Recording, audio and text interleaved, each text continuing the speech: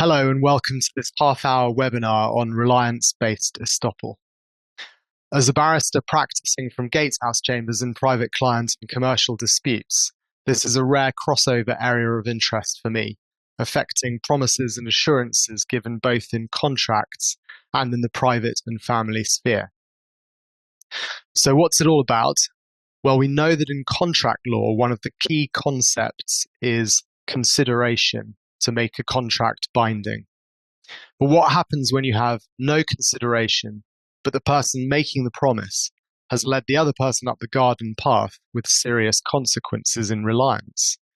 Is it really fair to say, tough luck, you're stuck with it? Or is there another solution in equity? And that's what this talk is all about.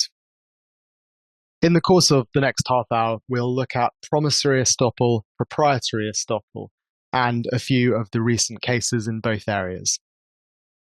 Throughout, I'm going to be referring to Party A and Party B. Party A will always be the party making the promise, and Party B will be the party acting in reliance on it. I'm going to start with promissory estoppel. It's very useful to look at the history of promissory estoppel.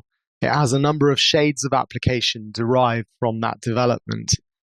The cases on this slide might be of varying vintage, but they all remain good law, and each gives a slightly different formulation and application of the principle.